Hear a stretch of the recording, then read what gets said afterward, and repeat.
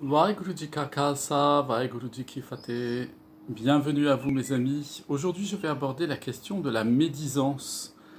C'est certainement, c'est même assurément, mes amis, le poison et le mal le plus terrible qui soit fait sur cette terre. Pourquoi? Parce que vous pourriez me dire qu'effectivement ceux qui commettent des meurtres, des assassinats, des attentats, des choses absolument atroces, évidemment font des choses qui sont très graves. C'est certain, et je serai bien d'accord avec vous de ce point de vue. Mais regardons plus globalement. La médisance est une arme qui est à la portée de tous les êtres humains sans exception. Grâce à Dieu, tous les êtres humains n'ont pas en main des armes à feu et tirent sur les autres. Mais tous les êtres humains, hélas, ouvrent la bouche pour, à un moment donné ou à un autre, critiquer quelqu'un, faire des remarques désagréables à son sujet, et, il faut le reconnaître, beaucoup de personnes passent leur temps à parler des autres, que ce soit en famille, à critiquer son frère, sa sœur, son beau-frère, sa belle-sœur, ses beaux-parents, ses oncles, ses tantes, enfin, ses cousins, bref. Il y a toujours un motif qui, en plus, nous apparaît, mes amis, mais ça c'est l'illusion, le maya qui fait ça, qui nous apparaît toujours comme un motif légitimant le fait que l'on puisse porter une critique à leur égard. Eh bien, je vous propose de voir tout de suite ce que nos maîtres de mémoire bénis nous disent à ce sujet. Pour cela, c'est Guru Nanak Dev Ji au Ang 59, au verset 13, qui nous enseigne Tiva Jalao Jalavani Nam Naja Perasai. Autrement dit, la langue qui ne chante pas le nom du Seigneur Vaheguru, le nom de Dieu, qui ne chante pas le nom de Dieu avec amour, avec une dévotion amoureuse, eh bien, laisse-la plutôt brûler dans les flammes, se consumer dans les flammes. Donc vous voyez, mes amis, Guru Nanak Dev Ji est très clair là-dessus. Notre langue, notre capacité à nous exprimer, à pouvoir formuler des concepts et à échanger avec les autres de façon structurée, eh bien, ce n'est pas un outil dont nous disposerions pour l'exercice de notre propre volonté. Je m'explique. C'est une illusion de penser que parce que j'ai la parole et que je peux penser ce que je veux et dire ce que je veux, eh bien que partant de là, il m'est donc permis de considérer que ma parole doit en permanence s'imposer aux autres et s'imposer comme un juge portant un avis et rendant un jugement sur la vie des autres, l'apparence des autres, les choix des autres et les comportements des autres. Finalement, qui suis-je pour pouvoir porter cet avis-là? Qui sommes-nous, mes amis? Et Guru Nanak Dev Ji nous dit que cette race, rasae, appelée ici dans ce verset-là de la Bani, cette langue, elle est faite uniquement pour méditer, chanter, louer la présence du Seigneur Dieu, du Seigneur Vaheguru. Qu'est-ce que Guru Nanak Dev Ji veut nous enseigner au travers de cela? Eh bien, il veut nous enseigner qu'à chaque fois que nous avons des échanges et des discussions, bien entendu que dans le cadre professionnel, familial, il faut quelquefois régler des conflits, régler des situations un peu complexes, éliminer peut-être des conceptions qui sont fausses pour pouvoir faire disparaître des tensions ou pour pouvoir s'expliquer et retrouver à nouveau des relations de paix entre les personnes, entre les individus et entre les groupes ou entre les pays, bien entendu. Et ça, c'est très important. Donc la langue, évidemment, est très utile dans notre relation aux autres. Mais justement, Guru Nanak Dev Ji nous dit ici que cette langue qui ne chante pas en permanence avec amour le nom du Seigneur Dieu, du Seigneur Vaheguru, eh bien, cette langue-là, il vaut mieux la jeter dans les flammes et la laisser brûler, la consumer, ça a ce sens de la purifier à la fois et de la détruire. Alors, qu'est-ce que cela veut dire? Ça veut dire que dans toutes nos conversations, à chaque fois que nous allons dire quelque chose au sujet d'une situation ou de quelqu'un, avant même de prononcer les mots que nous allons prononcer, nous devons immédiatement nous dire, est-ce qu'en même temps que les propos que je vais tenir, est-ce qu'en même temps que les critiques que je vais faire, est-ce que dans cette même bouche, il peut y avoir le nom de Vaheguru aussi? Est-ce que ce que je vais dire est un témoignage de ma dévotion au Seigneur Dieu? Ou est-ce que je suis quelqu'un d'hypocrite, quelqu'un qui se ment, quelqu'un qui est dans une fausse relation à Dieu et à lui-même, dans une sorte de ce que l'on appelle de religion hypocrite, ou de vie spirituelle hypocrite, mais c'est une antinomie de dire ça, hein. Ça voudrait dire que s'il y a la vie spirituelle, on n'est pas hypocrite. Les deux ne peuvent pas cohabiter en même temps. Mais donc, disons, une forme religieuse hypocrite qui consisterait à dire que selon que je suis dans un contexte religieux, eh bien, je tiens un discours un peu sucré, je fais très attention à mes mots, je fais beaucoup de manières et finalement, je mens aux autres, je suis dans une relation hypocrite. Et puis, une fois que je suis chez moi avec mes proches, eh bien, je commence à critiquer tous les gens de ma communauté, de mon entourage, de mon cadre professionnel et ainsi de suite.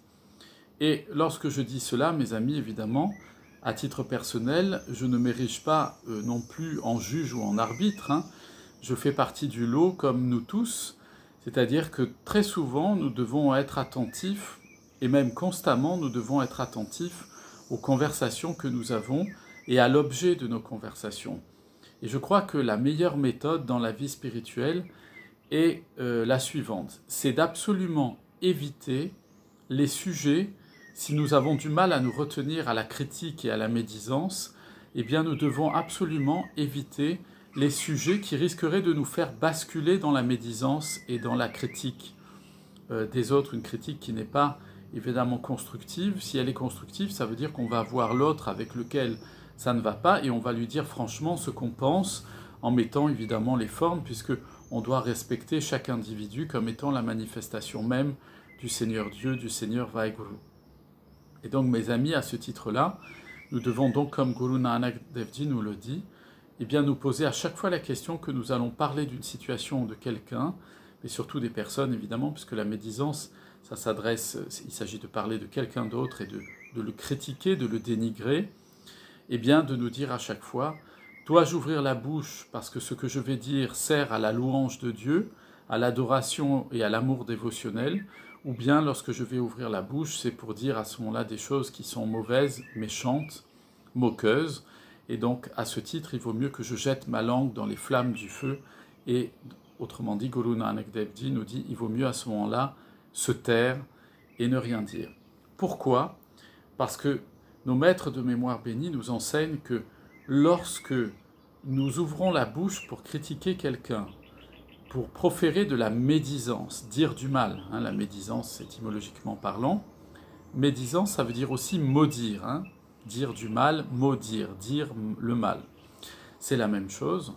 Eh bien, lorsque nous pratiquons la médisance, Dieu nous en préserve, eh bien, c'est un carnage absolu. Il y a 3 personnes qui sont tuées spirituellement à ce moment-là. Il y a celui qui est en train de médire de quelqu'un, de dire du mal de quelqu'un. C'est celui qui profère de la médisance à l'égard de quelqu'un. Lui, il se tue spirituellement lui-même. Il y a ensuite la personne à qui il parle, qu'il tue aussi spirituellement, parce que cette personne-là écoute des choses qui viennent polluer sa vie spirituelle, et c'est un peu comme si on déversait des ordures sur la tête, ou dans la tête, dans le man, dans le mental de quelqu'un d'autre. Donc cette pollution entraîne aussi la mort, l'assassinat spirituel de l'autre. Et enfin, la 3e personne qui est affectée, qui est tuée spirituellement dans cette histoire, eh bien c'est la personne qui est l'objet de la médisance, c'est-à-dire la personne qui n'est pas là, qui ne peut pas se défendre, et dont on est en train de parler, de se moquer ou de dire du mal. Et pourquoi ? Parce qu'on va porter atteinte à sa réputation, on va la diminuer aux yeux des autres, de la personne qui écoute notre médisance, et à nos propres yeux. Et l'affaire dans tout ça, c'est que pour celui qui est en train de dire du mal des autres, c'est pour ça que Guru Nanak Dev Ji dit qu'il vaut mieux qu'il jette sa langue dans les flammes, parce que lorsqu'on dit du mal de l'autre, eh bien, pour dire du mal de quelqu'un de l'autre, il faut être très attaché à son home, à son ego. Il faut avoir une haute opinion de soi-même et considérer que soi-même, on est une espèce de personne parfaite, une sorte de sainte, de saint, presque un ange, hein, et qu'à ce moment-là, on considère qu'on peut porter des jugements sur les autres et que nous-mêmes, nous serions complètement irréprochables et que, bien entendu, pour cette raison-là, nous pouvons nous asseoir sur le siège du juge et prononcer des jugements péremptoires à l'encontre des autres. Or, mes amis, nous ne savons pas ce que les autres vivent dans leur existence, et souvent nous en faisons tous l'expérience. Moi, je vous parle de ma propre expérience. Le premier, comme je viens de vous le dire il y a un instant, je ne me mets pas en dehors du lot, hein, du panier. Et il faut tout de même tous les jours essayer de se corriger, parce que c'est vraiment un carnage spirituel absolu que de dire du mal de quelqu'un, ou même quelquefois au départ d'émettre une critique, parce qu'on estime qu'effectivement il y a eu un comportement chez la personne ou une attitude qui ne correspond peut-être pas à ce que l'on peut attendre de l'éthique d'un être humain ou de l'éthique de quelqu'un qui conduit une vie spirituelle. Mais nous devons mettre une garde à nos lèvres, vraiment, et mettre une sorte de douane à nos lèvres et ne laisser aller à l'extérieur de notre bouche que des sons qui portent la compassion, la bienveillance, ce qui n'empêche pas d'ailleurs l'éducation, hein, ce qui n'empêche pas de pouvoir expliquer à l'autre que le chemin qu'il prend est un chemin qui, par exemple, porte atteinte à la communauté, ou porte atteinte à lui-même, ou porte atteinte à l'image à la réalité de la vie spirituelle. Mais on doit le faire comme une mère ou un père le font, avec beaucoup d'amour et de bienveillance à l'égard de leurs enfants. En tout cas, c'est comme ceci que ça devrait se passer. Et le faire comme on le fait, même plus encore comme des parents, le faire comme un frère ou comme une sœur, pour pas se mettre au-dessus de l'autre personne, et vraiment être ensemble, accompagnés, et ça permet comme ça à chacun de se maintenir dans la modestie, dans l'humilité, et de développer un sentiment d'amour fraternel entre les individus, et pas de positionnement de « moi je suis plus religieux que toi, et donc je peux poser des jugements et dire du mal à ton sujet avec qui je veux, comme je veux, parce que tu ne serais pas apparemment aussi religieux que moi, apparemment aussi spirituel que moi, apparemment aussi dévot que moi. » Tout cela, mes amis, appartiennent au monde de l'illusion, et le monde de l'illusion, c'est le monde de la perturbation spirituelle, de l'ignorance. C'est le monde du Kal-Yuga, c'est le monde où on croit tout savoir et en fait on ne sait rien du tout, où on se prend pour un saint alors qu'on n'arrive même pas à la cheville d'une fourmi qui, elle, au moins, dans son travail méthodique chaque jour, eh bien, ne bédit pas de ses congénères et fait son travail pour obtenir, elle, sa libération et entrer dans un autre corps pour pouvoir croître spirituellement. Eh bien, nous, mes amis, nous avons vraiment ce bakshish, cette bénédiction, cette kirpa, cette grâce d'avoir reçu une incarnation dans un corps humain.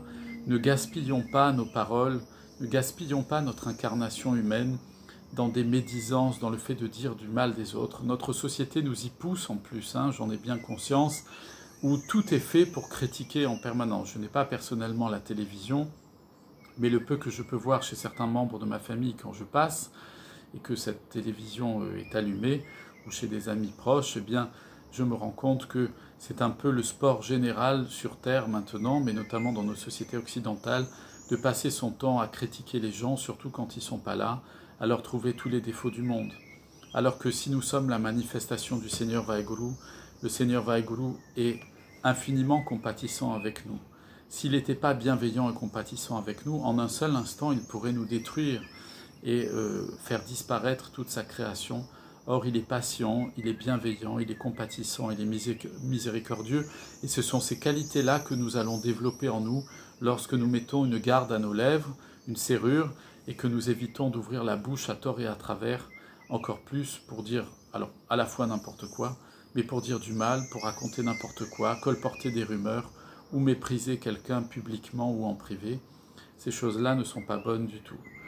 Et Guru Amar Das Ji Sahib nous dit au Ang 66, au verset 19, il nous dit « Gurmati hare sat paya rasana hare ras samay » Au travers de l'enseignement du gourou, du maître spirituel, on trouve le Seigneur Dieu. C'est là qu'on trouve le Seigneur Dieu. Et nous dit Guru Amar Das Ji, et ainsi la langue est complètement remplie de l'essence parfaite, de la sublime essence, de l'essence sublime du Seigneur lui-même, du Seigneur Dieu lui-même. Autrement dit, Guru Amar Das Ji nous dit ici que, effectivement, en se mettant à l'écoute des enseignements de nos maîtres de mémoire bénis et en mettant en pratique leurs enseignements, ça transforme notre regard que nous portons sur les situations et sur les autres. Et c'est comme ça que notre langue devient le lieu, le trône du Seigneur Vaheguru, le trône du Shabbat Guru, de la parole divine, de la parole de Dieu, et que notre langue devient à ce moment-là un peu comme on le voyait dans les temples, et on le voit encore aujourd'hui, un peu comme un brasero dans lequel, à chaque fois qu'on va prononcer le saint nom de Vaheguru et dire des bonnes choses pour le bien de toute l'humanité et de toute la création, eh bien c'est comme si on jetait une poignée d'encens sur des braises ardentes. Les braises ardentes, c'est notre amour pour le Seigneur Vaheguru, et notre langue et les paroles que nous prononçons, c'est cet encens merveilleux que nous jetons sur ces braises et qui parfume absolument tout le monde, qui apporte beaucoup de bonheur, beaucoup de paix, beaucoup d'amour à tout le monde, et qui rejette loin de nous les divisions, les dissensions, les moqueries, les médisances. Et Guru Nanak Dev Ji nous dit encore au Ang 55, au verset 19, il nous dit « Man jute tan jute hai jiva juti hoe ». C'est-à-dire que si l'esprit il est pollué, tan jute hai, si le corps est pollué, jiva juti hoe, la langue, elle aussi, alors du coup, est polluée, c'est-à-dire tout l'être complet est pollué. La langue, ici, au sens de la salive. Pourquoi? Parce que la salive, c'est elle qui permet de porter les mots, les sons que nous émettons. Eh bien, Guru Nanak Dev Ji nous dit, vous voyez, ça commence par le man. La pollution en nous, la médisance en nous, elle jaillit à partir du man. Or, nous avons la possibilité, mes amis, vous et moi, de stopper l'activité du man, du mental à ce sujet, pour que tout ce que nous pensons, même si nous le pensons, eh bien, ça s'arrête à la frontière de nos lèvres, et que si c'est pour le bien de tous, parce que c'est plein d'amour, de bonté, de miséricorde, nous puissions le dire et encourager tout le monde à grandir spirituellement. Si c'est pour la médisance, si c'est pour la critique pour elle-même, et si c'est pour le dénigrement des autres, eh bien Dieu nous en préserve, que jamais ça passe au travers de nos lèvres, mais que le Seigneur Vaheguru mette une garde à nos lèvres et que nous évitions et que nous ne prononcions surtout jamais encore et à l'avenir une parole qui soit une parole de destruction de l'autre par la médisance, par le dénigrement ou par la moquerie. Et donc, la conversion de notre langue à la vie spirituelle, elle passe par la méditation incessante du Nam et par l'apprentissage constant de l'enseignement de nos maîtres de mémoire bénis, qui n'est pas un simple enseignement intellectuel, qui est un enseignement qui nous transforme à la fois dans le corps, dans l'âme et dans l'esprit, en vue de notre mukti, de notre libération spirituelle, parce que nous sommes tous appelés à être des santes, c'est-à-dire des êtres totalement des jiva mukta, des êtres totalement libérés spirituellement, et au travers de nous doit se manifester uniquement la présence compatissante et bienveillante du Seigneur Vaheguru.